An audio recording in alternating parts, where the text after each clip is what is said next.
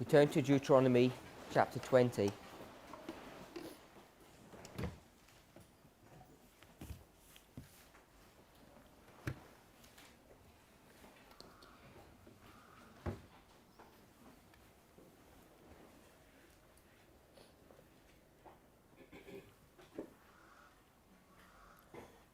when we looked at the various sections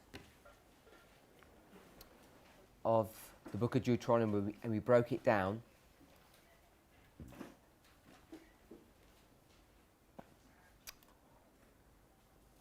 from chapters 12 to 26, can anybody remember the breakdown of those chapters?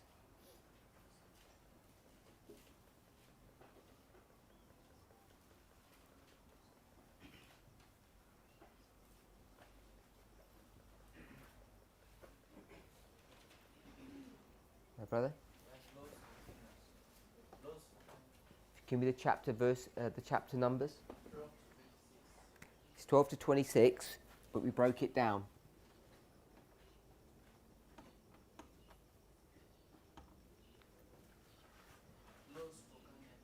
Just give me the chapters, not the... Okay, was 27 to 32. Chapter 12. 26, 5 to 11. Okay, you want me to break down that one? Yeah. Okay. It's chapter 12, 1 to 16, 17. 16, 8.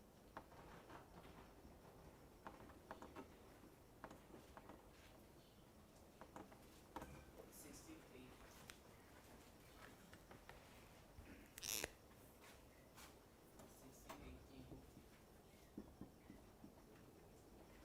19, 20.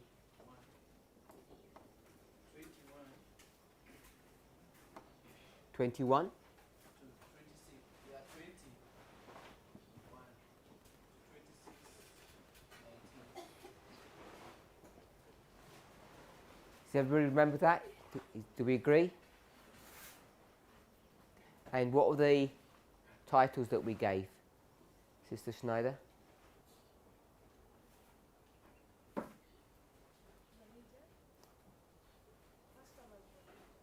I can't hear you, sorry. The first one was religion. Okay. And silver.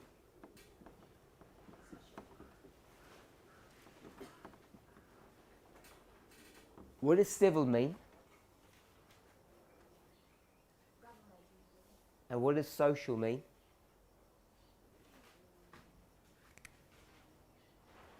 Human behavior. Human behaviour. So we're in chapter 20. And the title for this chapter is Laws Concerning Warfare. So we've already gone through this chapter briefly. We just want to go through it in a little bit more detail.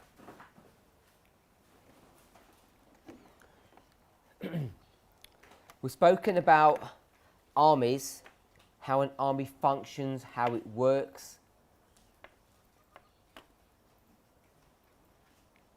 And we want to see that what's being described here is not a regular army. Verse 1. When thou goest out to battle against thine enemies, and seest horses and chariots and people more than thou, what are you inclined to feel like? What are you inclined to do? Brother? Fear. Fear. You're inclined to be scared because you see that they're more powerful than you are. So the instruction is, be not afraid of them. It tells you why. For the Lord thy God is with thee, which brought thee up out of the land of Egypt. So who is saying that statement? Who's making that comment there? Who's speaking?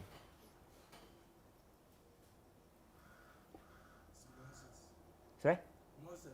So Moses is making a general comment about what to do when you go to Canaan and you go to war. So the fact that he's making that statement is telling you what?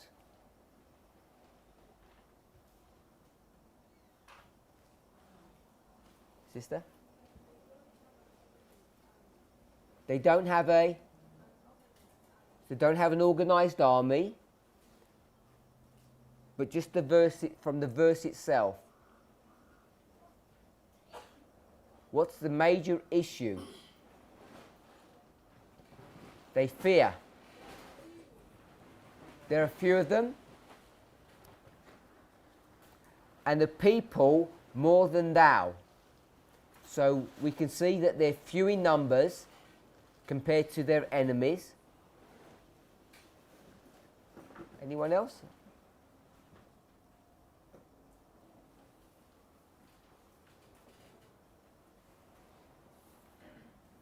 Brother Rogers?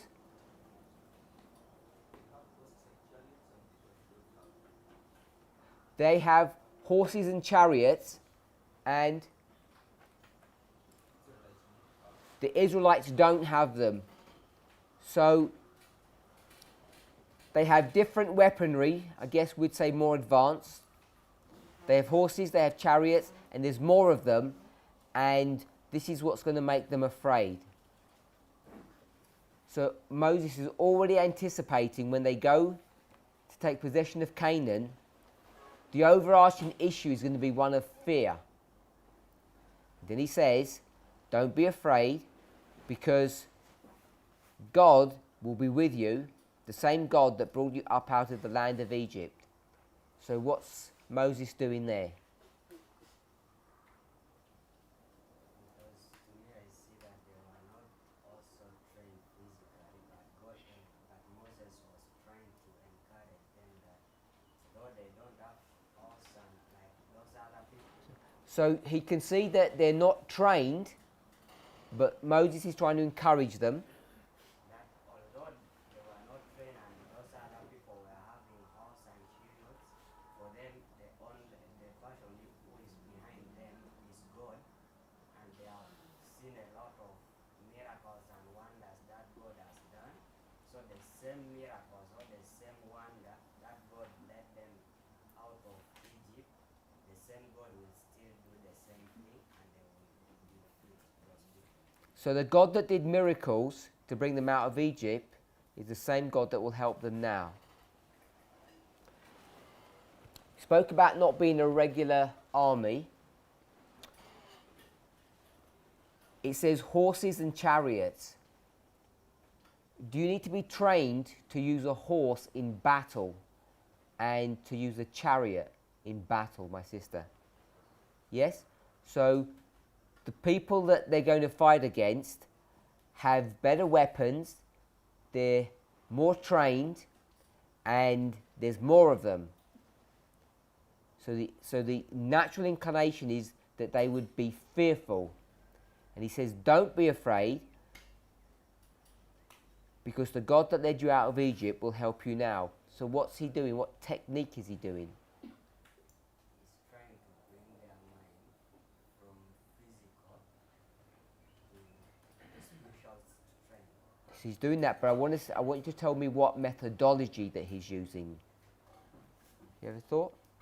Using a technique and methodology. No? I think he's trying to take them to past history. So tell me the methodology. Related to past future. Sorry? He's trying to take them to the past to reach the future. He's trying to take them to the past in order to understand the future.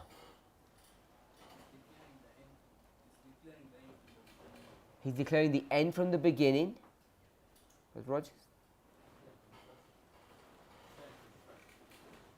Can someone repeat that? So he's comparing and contrasting. So he's comparing how God helped them in the past, because that's exactly the same way that God is going to help them in the future. So he's using compare and contrast. He says, go back to that history, and therefore you will know what God will do in the future history. That's exactly the methodology that we use. We call it what? Line upon line.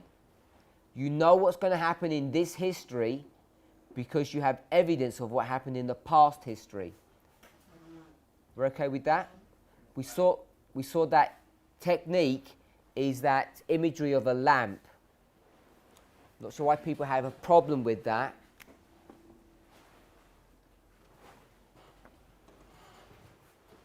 It got brought up in our class and in Elder Tess's class.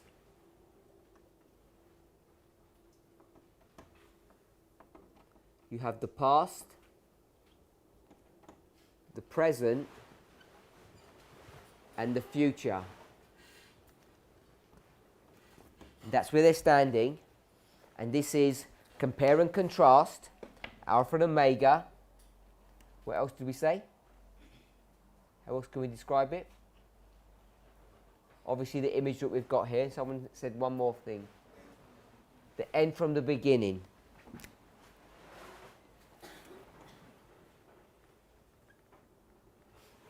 So we have compare and contrast.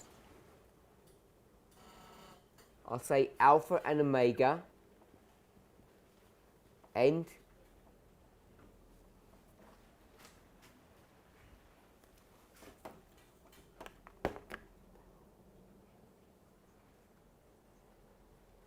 The end from the beginning. Was there one more?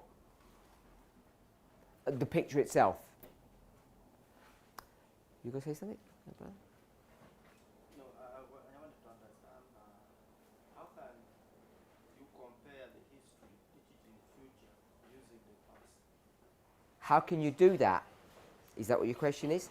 How can you... Use the compare and contrast?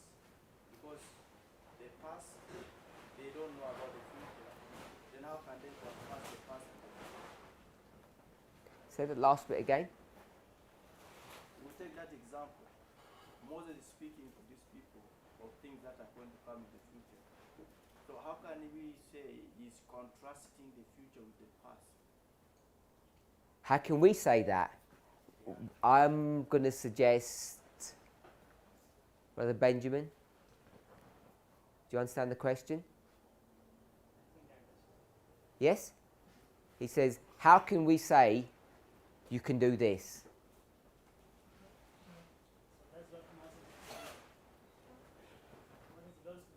So his answer is, we're not doing anything. Moses is doing that. So explain that bit. So Moses has gone to the past history where God delivered them from Egypt. And now he encourages the people as the president tells them, when you go to Canaan, because you're going to be faced with enemies, just like you were with the enemies in the past. But God delivered us, or God gave us victory. So in the future, expect victory because it is the same God. So he's comparing, there was victory here, there has to be victory in the future. So you agree he's referring them back to Egypt? We'll go through this step by step, then see if your question gets answered, then ask another one. Do you agree he's taking them back to Egypt? Yes. Do you agree Egypt is in the past? Yes. And you agree Canaan is in the future? Okay? So we'll put Egypt here. And we'll put Canaan here. You okay with that? And he's referring them back to that history. You agree with that? He's actually saying, let me tell you a little bit about that history. Because he actually speaks about it. Yes? So,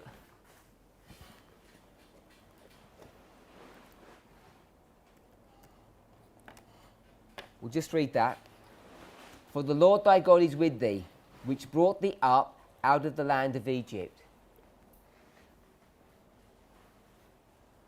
Now, when most people will read that verse, they won't read it in the way that we've just got it here on the board, the way that Brother Benjamin has explained it.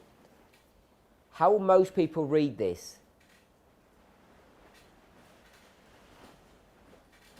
What will they see?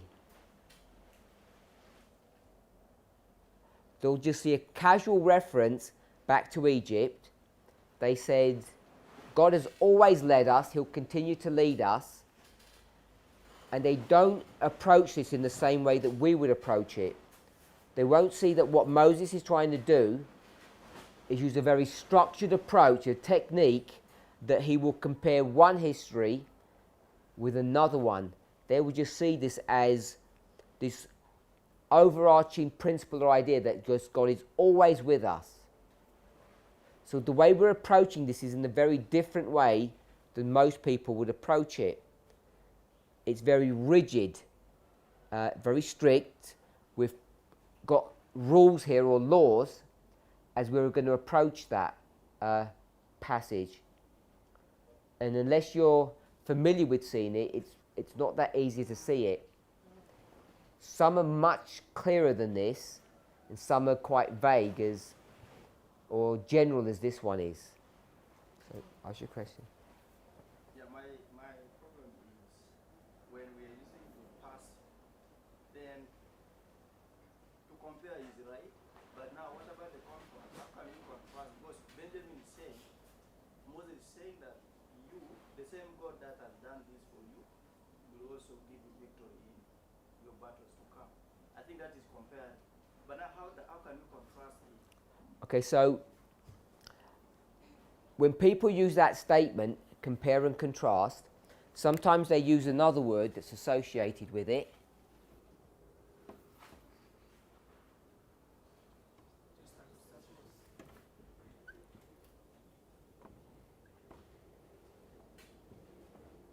Juxtapositioning. So juxtapositioning is when you get two independent thoughts, two independent concepts or ideas, or two things, two objects, and you bring them together, and they don't naturally come together, so you're forcing them. Is that a fair definition of juxtapositioning?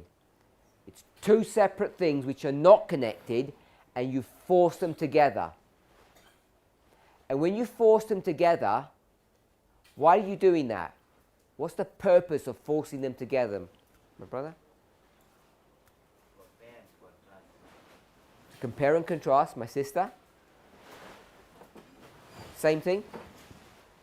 Anyone else? So, to see the similarities and to see the differences. So that is compare and contrast, but I wanted to get some simpler words. Now, if you have two things and they're far apart, it becomes very difficult to do that, to compare and contrast them or to see the similarities and differences. Do you agree with that? Yeah? So, are these two things close to each other? We'll go with this one, Egypt. Are they close to each other? No, they're not close to each other geographically. Is the dynamic the same? Is it the same dynamic? Who said yes?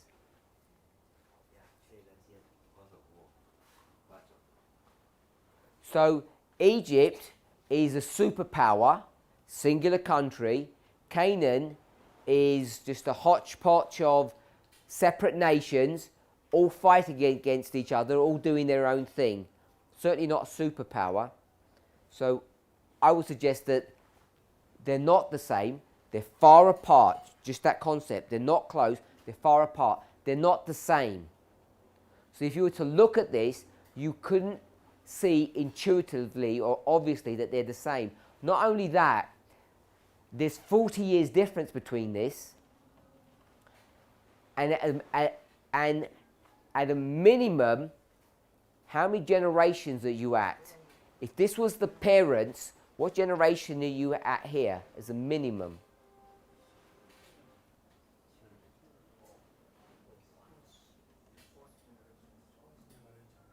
You've gone for 4 generations here in 40 years? That's difficult. Okay, so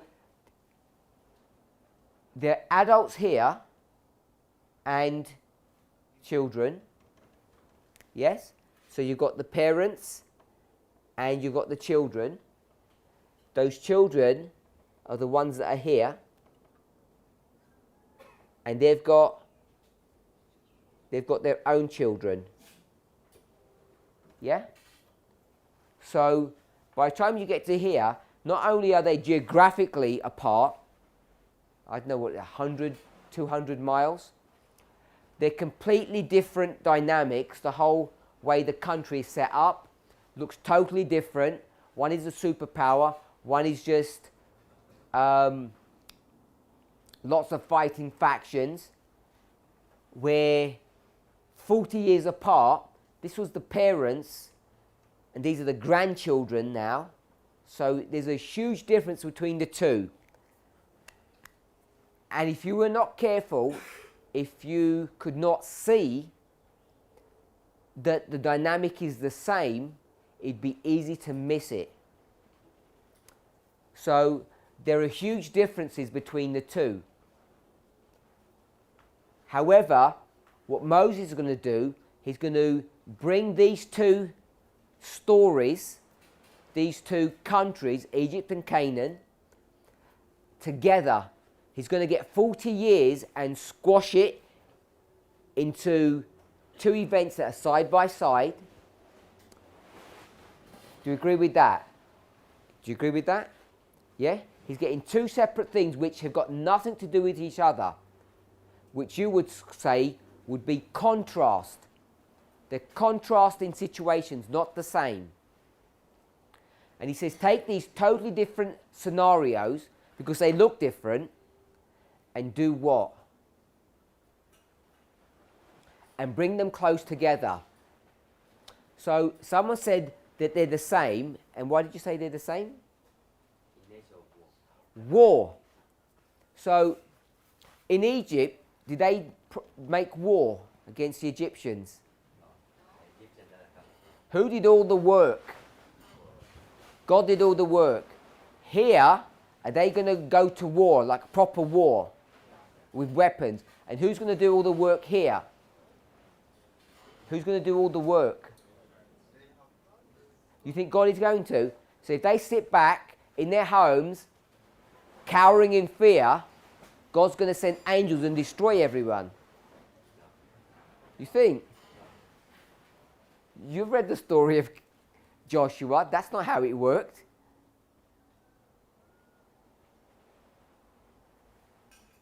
Is it? What does Caleb have to do if he wants the land that he claimed? Caleb. Remember, there are two men, Caleb and Joshua. They go with the rest of the spies at Kadesh Barnea, and they spy out the land. And when they come back, they're the faithful ones. And Moses says what to Caleb? Gives him two promises. What are the two promises he receives?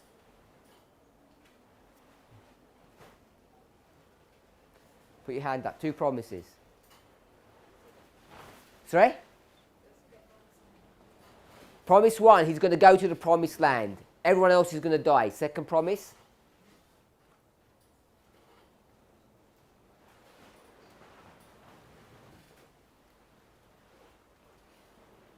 Anyone else? What's the second promise he receives?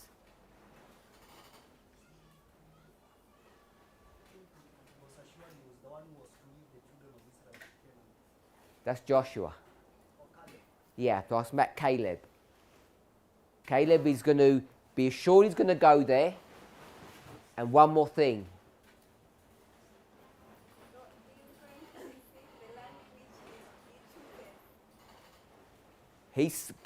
Moses says, the land that you put your foot on when you went there as a spy, that land is the one that you will receive.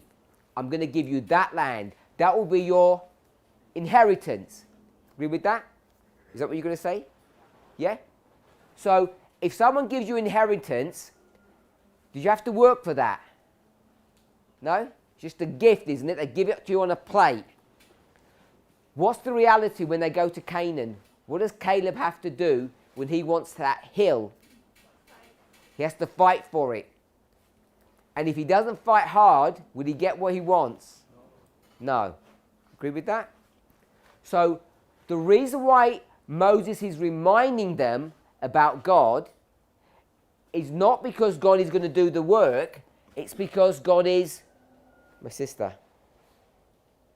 God is, the reason why Moses is going to remind the people not to be scared when he compares it to here is not because God is going to do all the work for them, it's because God's going to, he's not going to do any of the work. So there's clear differences. God did all the work, he does none of the work here. They have to go and do all the work, they have to fight. So this was all supernatural, and this is all natural. What is natural and supernatural?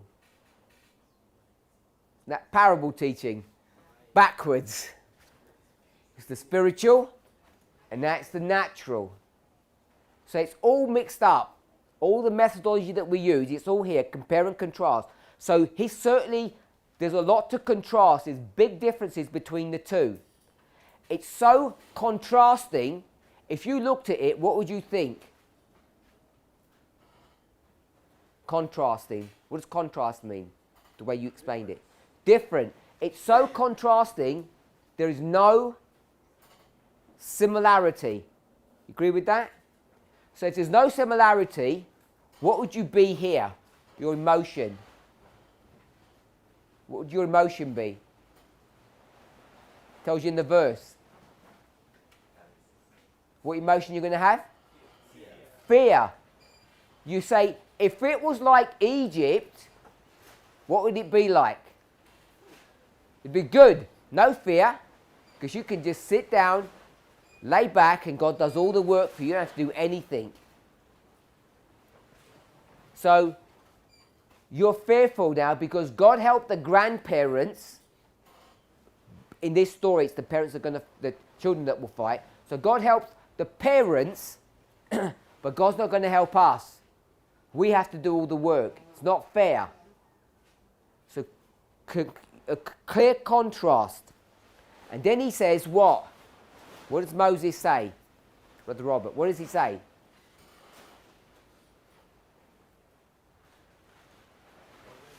Moses, what does he say? He says, stop contrasting and start comparing. Don't look at the differences, look at the similarities. Okay with that? And what is the similarity? The overarching principle. God saved them here, and God will save us here. It's exactly the same story. But it looks so different, unless someone told you, you wouldn't believe it looks the same. You wouldn't believe it's the same history. Yeah? So Ellen White, when she comments on Daniel 11, she doesn't word it like we do. We say the Millerite history is a template. What does a template mean?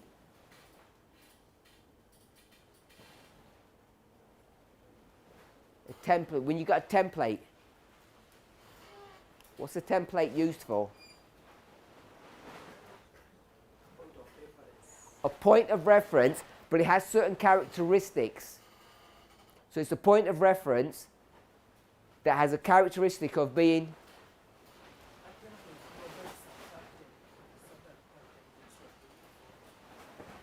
I'm saying a template provides a certain pattern.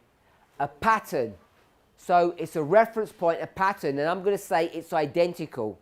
You take a template and you check or measure things against it. So if it was slightly different, would it be a template? So if you were doing accurate engineering and the template was 100 centimeters and you put that against your object and it was 102 centimeters, has it passed or failed? Failed. So I'm going to say, here, this is what? The template. And this is the object. Are they the same? They look the same. It's not a circle. What's the problem? You said no, Sister Snyder. What's the problem?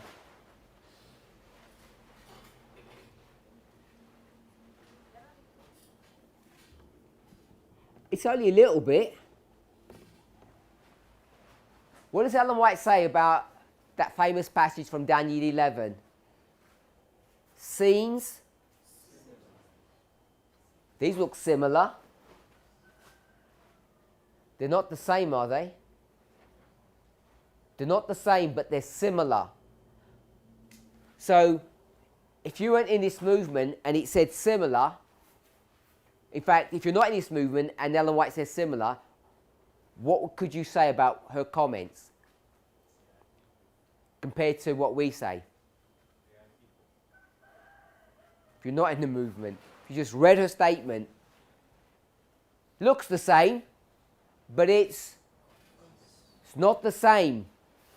It's not the same. And our emphasis is what? When we say template, what point do we want to make? We never say similarities. What do we say? We say it's identical. That's the whole point, isn't it? We could say, oh, Christ's first advent is similar to his second advent. Everybody would be okay with that. Even a nominal evangelical Christian would say, sure, that's okay. First advent, second advent. What do we say when you go into the Gospels? We did in our studies earlier, near the beginning of school. What is the purpose of the Gospels? To teach us what? Which history?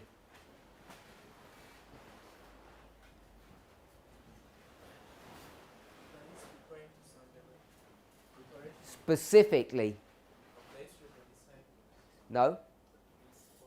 History of? It specifically teaches you the history of the priests. It's our history. Then the first part of the book of Acts is Levites. Then you go to the Nethinims. So it's specifically teaching you the history of the priest. We would say now, once you become familiar with that and you observe it, that's its purpose. Can anybody see that if you read those 4 Gospels? No. You could see things that are similar, but we say they're identical. Depending on how good we are, depending on how knowledgeable we are, how much experience we have, we can go into those stories and we can find exact patterns. We can find exact stories which are being perfectly fulfilled today, exactly fulfilled. Yes? John chapter 6. What's the issue in John chapter 6? The issue. That's the story. What's the issue? Natural or spiritual? Is this literal flesh or spiritual flesh? And those people in the room are all failing that test, aren't they? What do they want? They want manna. And Jesus says, why do you want manna when I was there? Don't you know that your parents ate me in the wilderness? Yes? Isn't that what he says? He says, I was the true bread that came down then, and I'm also the true bread that comes down now. So, the problem that we're confronted with is the way Ellen White approaches this. It's very soft, seen similar to this. Of course it's going to be similar. What was that history? The rise of the papacy. We're going to have the rise of the papacy now. It'll be similar. Similar is not enough, is it? We want to be exact. We want to have time of the end. We want dates. We want timing. We want years. We want spans of history. We become very precise. So She will talk about things that are similar. We talk about things that are exactly the same. So when you approach this, similar doesn't help you. What we want to see is when you look at it, it looks very different, but it's similar. You go from one nation, you go to another nation, one country to another country. It has similarities, but we're not interested in them. We're interested in the precise comparisons between the two. So are we okay with that? Has my battery run out or back to normal? You okay with that, my brother? That you are contrasting the completely different scenarios. Sometimes when we use contrast, we force two things together to show us differences. And sometimes you do it to show us the similarities. In this story, two contrasting issues are being brought together to compare them, which means to see that they're the same. So, when we say compare and contrast, it's just a phrase now. So if we wanted to do it properly, we'd say, in this story, what are we doing? Are we contrasting the stories or are we comparing them? We're comparing them. So we're comparing them by recognizing that the contrasting differences we ignore. Daniel 2, you have a mountain and you have a statue. What are we doing there? What do we want to see? We want to observe the contrast or the differences between them. But in order to observe the differences, what do we have to recognize? What do you have to recognize?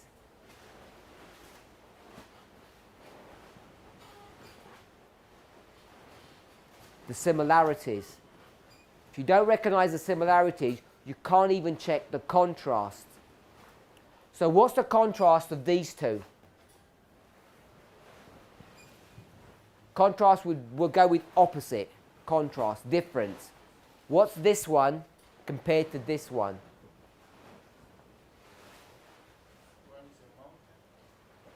That's the symbology. That's the symbology.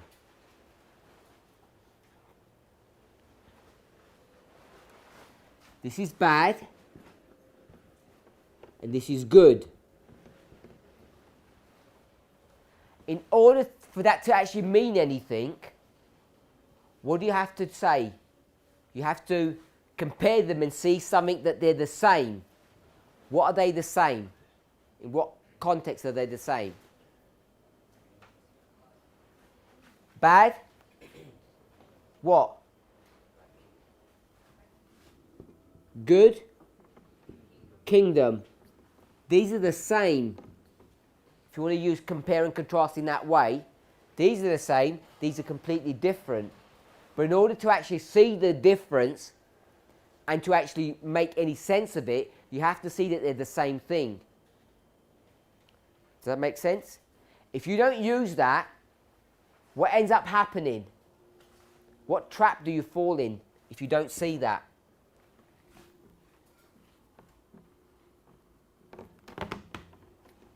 What is this a story of? If you don't see what we've just discussed. So now we're seeing the problems that you'll get into. What is this the story of? Sorry? Kingdoms? Bit more. Kingdoms? Where?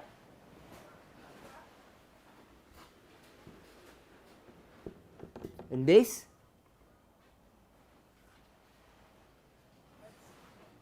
Sorry? Where is it? There's no Adventist that believes it's on earth, except you folks. Where is it? It's in heaven, because you're not comparing and contrasting. If you don't see the similarities and lock them in, you lose the ability to say this is earth and earth. Because I said kingdom, but actually it's a kingdom on earth and a kingdom on earth. Good one and a bad one. If you don't use these rules, and allow them to guide you, you end up making mistakes. It gets crazy because this becomes a story of what?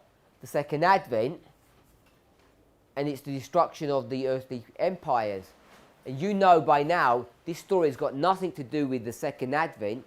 It's not the second advent story. It's a completely different scenario. And you make the mistake because of this. Is that okay? So that's why it becomes important when we talk about these rules that we become quite rigid about them. Otherwise, we can't learn any lessons. So verse 1, he recognizes that there's a completely different scenario. And now, God can't be seen. God is not there. He's not going to be before you in the pillar of cloud, in the pillar of fire, is he? That's all gone. The visible presence is gone. No Shekinah glory, nothing. Now it's just blood, sweat and tears. And they are not trained. The enemy has got superior weapons, chariots, horsemen, they're trained. And who wouldn't be afraid in that situation? All of us would be. So he says, don't worry, because this is the same story that we have here. Yep. And remember, what did Moses want to do? What did Moses want to do? He wanted to? No, he didn't. What did Moses want to do? When he's 39. He wants to go to Egypt and do what? Raise up an army. God isn't there. And do what? And fight. The same thing that they have to do here. So Moses is even talking about his own foolish experience. Yes? So Moses wanted to fight a proper literal fight with an army. And God said, no, it's not how it works. How could you be so silly? And now God says, here, what do you have to do? You have to do the silly thing now, don't you? The very silly thing that Moses wanted to do, now they have to do it here. And now the children are saying, we don't want to do it that silly way. It's silly to go and fight. Why can't God just go and wipe them away with plagues? Can we see that? Everything that Moses wanted to do, God said that was a silly idea. Now he tells you to do it. He tells you to do the silly thing. And everyone says, we like the sensible thing, the Egypt sensible one. And God says, no, that's silly to do it that way. Everything gets flipped, gets changed. Yep.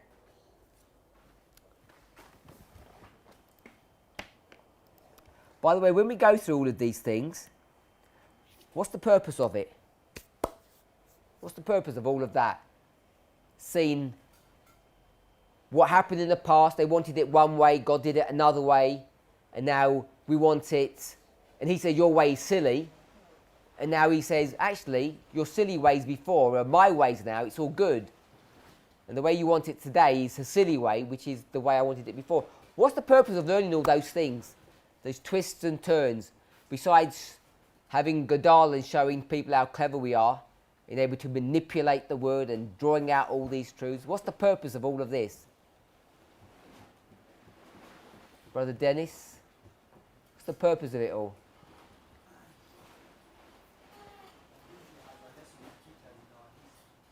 A lesson to teach us.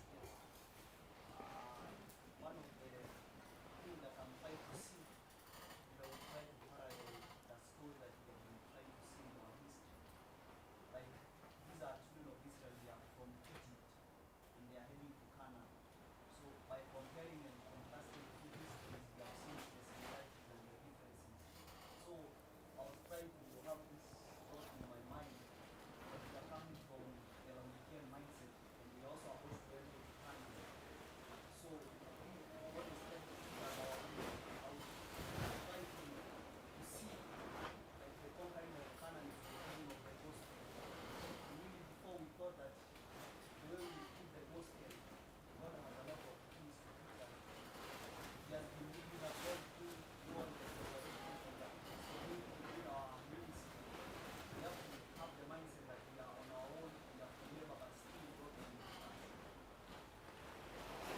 So the last point he made was that in the past it was clear that God was with the Millerites, and now it all seems we're doing it all by ourselves in our own strength.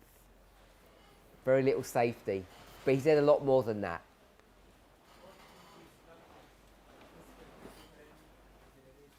Sorry?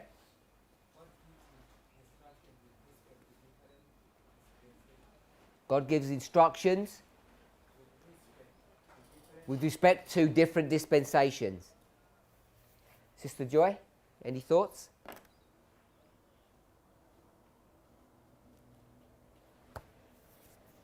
Okay, verse 1. Done, hopefully. We compared and contrast two verses. Sister Joy, which two verses did we compare and contrast when we looked at this a couple of days ago?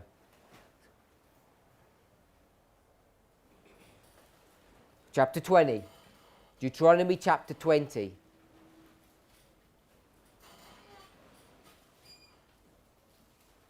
Just did verse 1.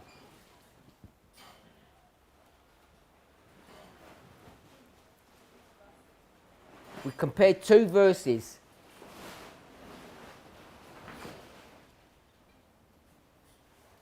We did it really quickly, so we may not remember.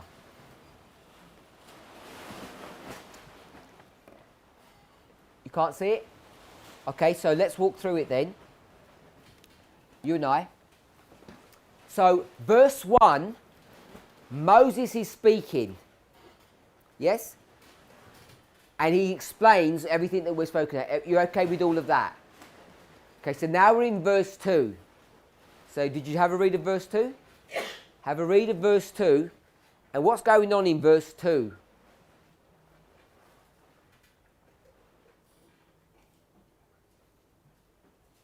So, if you read verse 2, so my question is, what's going on in verse 2? And I'll give a context compared to verse 1.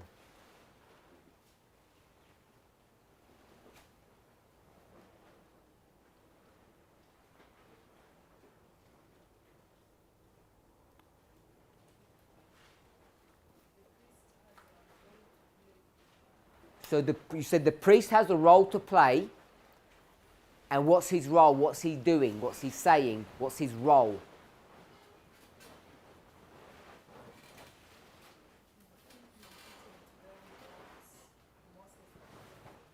So she said it's exactly the same thing that Moses did. So we can compare verse 1 and verse 2. Moses and the priest. So the priest is going to remind the people what Moses said, in case they forget, which they likely will. So we're in verse 2, and the priest is going to do exactly what Moses said. We'll read verse 2. And it shall be, when ye are come nigh unto the battle, that the priest shall approach and speak unto the people. So it's not just verse 2, obviously. She read down a bit further. Verse 3. And shall say unto them, Hear, O Israel, ye approach this day unto battle against your enemies. Let not your hearts faint. Fear not, do not tremble, neither be ye terrified because of them. For the Lord your God is he that goeth with you to fight for you against your enemies to save you. So it's a slightly extended version of what Moses had said in verse 1. So it's a repeat and enlarge of verse 1. So the priest stands in the place of Moses. We all okay with that? Yeah? We didn't discuss that last time. We went to verse 2 and we said, the priest shall approach and speak. And we contrasted or compared that with something else, Sister Joy.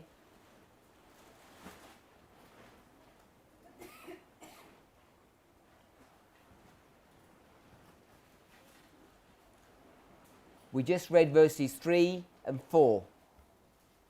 The priests have spoken. And now what happens after the priests have spoken?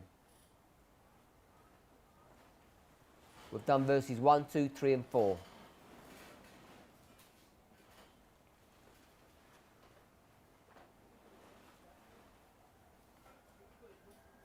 Which verse are we in?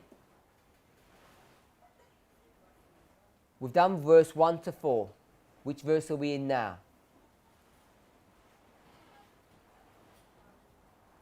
Shout out the number. No, we've done verses 1 to 4.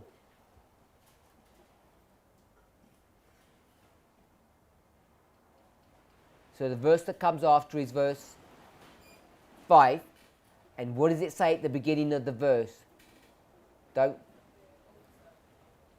Officers do what? Officers speak in verse 5 and verse 2. What happens? The priests speak. So we compared and contrast the priests and the officers. Remember that? Okay? Everyone okay? We didn't go into the details of what's going on there, but we had the priests and the officers. They've obviously got different job functions, otherwise they'd be the same thing. Yes? So, the officers are some kind of military personnel, and the priests are obviously some kind of religion. If you want to go for church and state, maybe that's what it's leading to. Maybe not, I don't know. But I want us to see that the priests repeat what Moses said, and then after all that's done, then the officers speak. Are we okay with that? Let's just go back to the priest. What are the priests basically saying? If you're afraid, don't be, because who's going to fight? God's going to fight. Verse 4, for the Lord your God, he is he that goeth with you to fight for you against your enemies to save you. So who's doing all the fighting now? God's doing all the fighting. Problem is you can't see him. Yeah? Everyone okay with that? Verse 3. What does verse 3 say? You shall say unto them, the priests. Sorry, this is Moses talking to the priests. Is that right? And shall say unto them, this is what Moses says, he says, this is what the priest will say. Hear, O Israel, the priest is talking, ye approach this day unto battle against your enemies. And then what does he say? 4 times, what does he say? Don't be scared, he says it 4 times. Why would he do that? Why would he say it 4 times, the same thing?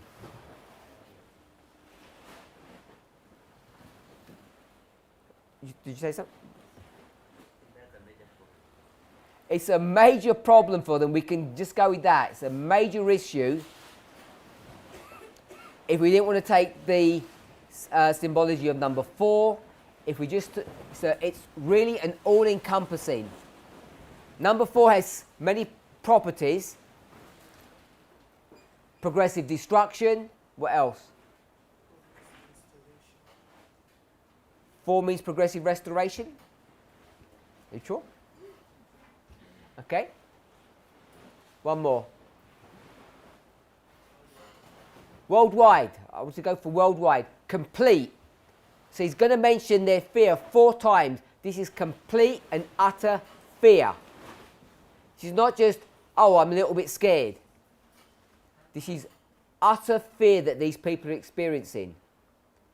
Inside, they're melting. Outside, what are they doing? Their loins are shaking. And if we could be gross about it, what's going on in their underpants? Yeah? They're just wetting themselves in fear. Yeah? That's what men do. or say men because there's soldiers or whatever. Women do the same. They just stand there and they wet themselves. Yeah? By the way, we think that's funny. Is that the... Have you ever trapped a mouse? Cornered it. What will it do? It just wheezes itself, doesn't it? Wheezes and poops itself. So it's not just a human phenomena. So this is complete and utter fear. Internally, externally, they're shaking, they're wetting themselves, their hearts are crumbling. I want to read this from another version. It says, and say, soldiers of Israel, listen to me. Verse 3. Today, when you go into battle, don't be afraid of your enemy, and when you see them, don't panic. So, it's the sentiments there, but it doesn't give the depth of the meaning, does it? Go there and just say, don't panic. They're already panicking, and they haven't even gone to war. I like the way the King James says it. Let not your hearts faint. Fear not. Do not tremble. Neither be ye terrified. We could go into each one of those words and see the nuances. We won't do that. It's a worthy study to see what fear looks like. So, if we just did what we normally do, they're going into Canaan, we're going into heaven. Can we do that, by the way? Can we go to earthly Canaan, heavenly Canaan? Can we do that? Do we normally do that? We say they're going to the heavenly Canaan and we're going to the, they're going to the earthly Canaan, we're going to the heavenly Canaan. We normally do that, yeah? Can we do that in this situation? So when we go to heavenly Canaan, there's going to be loads of enemies there that we have to fight. Is that correct? There's no enemies in heavenly Canaan. No? Canaan begins before we get there. Is it? Don't we sing all these hymns where it says, we'll gather by the river, on the other side of the river? That's not just one hymn. There's loads of hymns that talk about that. If you're familiar with Pilgrim's Progress, to get from this side to that side, what do you have to do? You have to cross a river. What river is that you have to cross? It's the Jordan, isn't it? Everyone knows. This is not an Adventist theology. Everyone knows when you cross the river, you're on the other side. Everything's good there, isn't it? He says when you cross the river, what's going to happen? You have to fight. There's going to be fear. Utter, total fear. So when we do this story, in this context, we can't say, this is heavenly Canaan, can we? We don't do that. In fact, what do we say Jericho is? Often, simple. Jericho equals Sunday law. There might be some nuance there. There might be some details that it's a bit more than that or a bit less. Midnight cry. We might do all of that fancy stuff. But simply it's Sunday law. So when you're crossing the Jordan and you're going into Canaan, that's not heaven, is it? What's that? That's a battle. That's Sunday law, isn't it? This is the Sunday law issue when you're going to go and fight with the nations. So, what are we saying? When we're going to fight with the nations, what experience will we have? Utter, complete fear. Why? Who's not with us? God isn't with us. God is not with us. We need a priest to remind us not to be afraid. Yeah? Obviously we're all priests. Must be speaking about us. So someone's going to stand up amongst us and say to all of you people, when you're going to battle, stop being afraid because you're utterly scared. Yes? Any comments on that? Can't compare this to heavenly Canaan. Heavenly Canaan is holiday time. This is wartime. Yes? Crossing the Jordan is before Sunday law. Everybody okay with that? It might sort of catch you by surprise, but it's not. People have already done presentations on this. Elder Tess has already approached this subject from this perspective. Yes? So shouldn't really be a surprise. But sometimes we get caught off guard because our natural instinct is say, earthly Canaan, heavenly Canaan. It's not that, because we don't fight then. When we go into the Sunday law battle, you have to do it all by yourself. I was trying to think one of the presentations that has done. I think she never put Jericho in Sunday. She put it from Panyamo in our ministry. So I was trying to think that it's not even far. Entering Canaan, it's some months. And we have multiple Sunday laws, all going through our history. We've obviously done one, 14 to 19. So all of that was done in whose strength? Whose strength?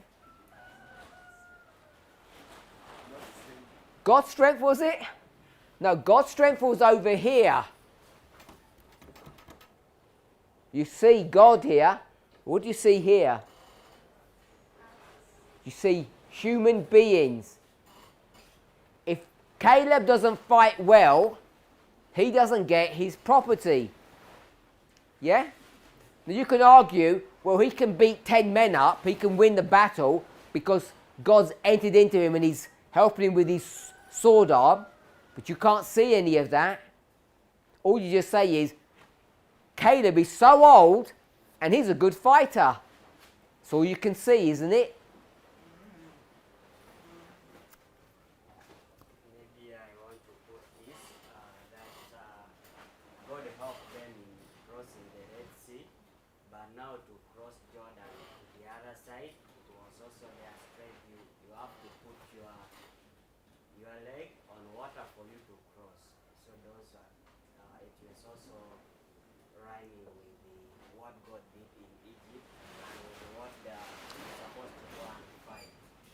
The first fight was done by God, the first crossing of the river was done by God, but now the second crossing of the river need your effort and the fight also. Brother Rogers. Sunday law, 2014 to 15. What's it going to look like? Sorry, 14 to 19. What should we have expected it to look like based upon what we're talking about?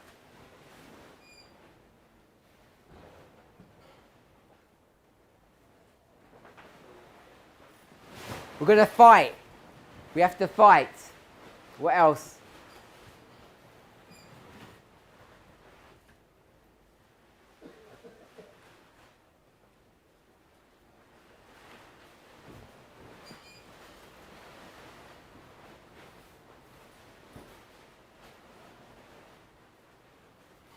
Have a think, my brother. You had your hand up. You had your hand up? For me, what I was thinking is, by Moses referring them history back, we have been with someone who referring you back to once you have faith. Faith is a knowing of the past. So I think the Israelites had lost that faith, and by Moses trying to take them back to the past, trying to bring their faith back. Who would this be? This would be the Millerites, our fathers. This would be us.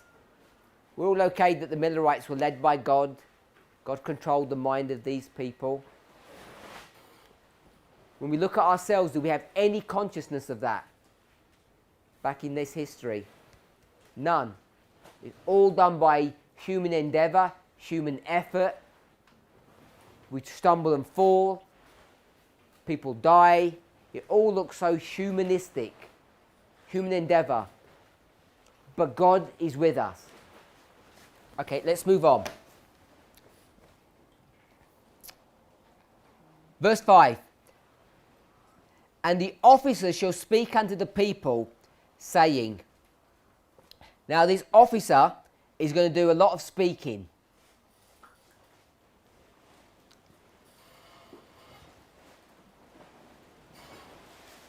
And where does he finish his speaking? Everyone okay with that? Verse 9. He begins speaking in verse 5 and he ends speaking in verse 9. Verse 9. And it shall be when the officers have made an end of speaking. No more speaking now. They've finished their speaking. Then what do? They say, now go and fight. Who does the fighting? Sister Elizabeth, who does the fighting?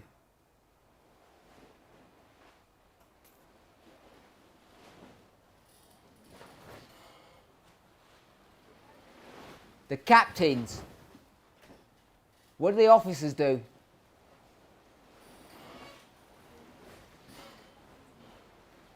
So do the officers fight? Okay, can we see that? Officers are not fighting. Captains are fighting. Everyone agree with that? We might call them a general. Might call them a leader. But they're not the ones that are fighting. Everyone okay with that? So the officers will give some instruction. Once they've given the instruction, then they say, now go and fight. And we'll just sit back and watch you do it. Now they're going to give some instruction. We'll go back to verse 5. The officers shall speak. Verse 8. The officers shall speak more. So the officers speak, they speak more, they end their speech. We're okay with that? Verse 5, verse 8, verse 9. So they do how many speeches? Sister Dorcas, how many speeches do the officers do?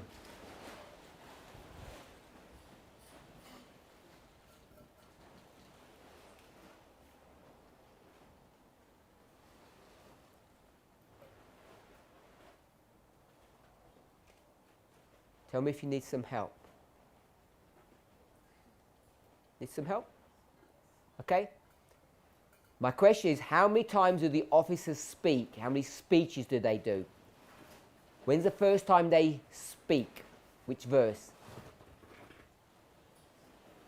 Don't help her. Sorry? Verse 3? The verse 3, they're not speaking in verse 3. Verse 5. So in verse 5, the officers will speak. That's the first time. Then they do a little speech. Then the next time they speak is where? Verse 8.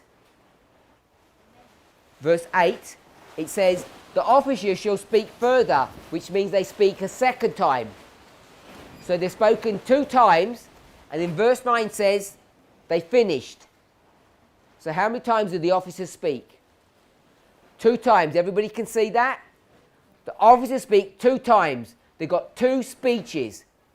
So, without even looking at the verses, 2 speeches means 2 what?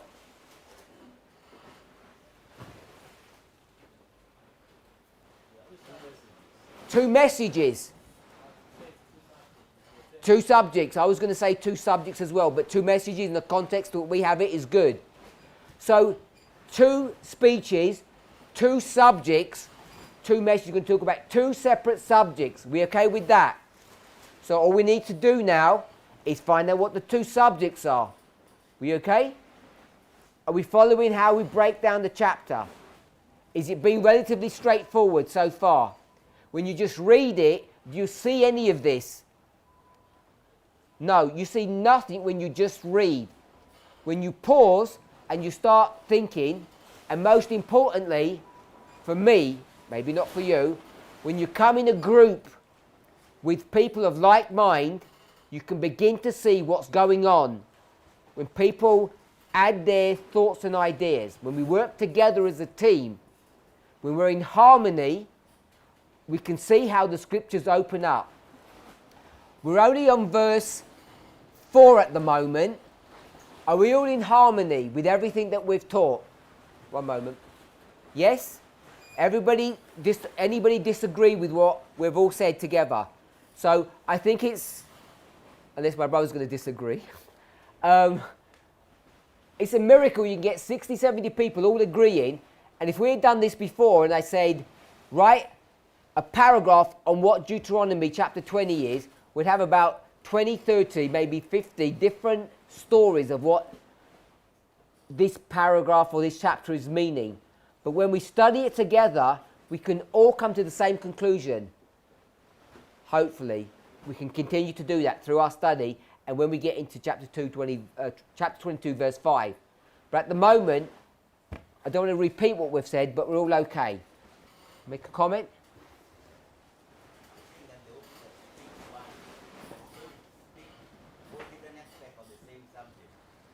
Okay, so we're going to go into in our next class what the subjects are. But all I want you to see at the moment is that we can clearly show, even without looking at the verses, because you've looked at the verses. I didn't even want to look at the verses.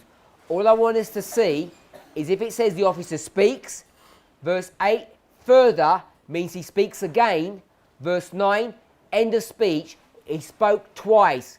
If he has two speeches, it must mean two subjects, two messages. I want us to see that. And as you say, when you go into that, the reason why I want to make that point is from verse 5, 6 and 7, there's multiple things that he's speaking about. It's not one issue. But if he's going to say he spoke then and he spoke further, how should we understand that? The first speech is a singular subject. But what happens is when you read the verses, it doesn't what? It's different things. They're not the same things. They might even be not related. It's all about how we approach. It's the methodology that brings us into harmony. All we can do in a class like this is have an intellectual assent to the truth. All of us are frightened to our very core about what's going to happen when we go to battle.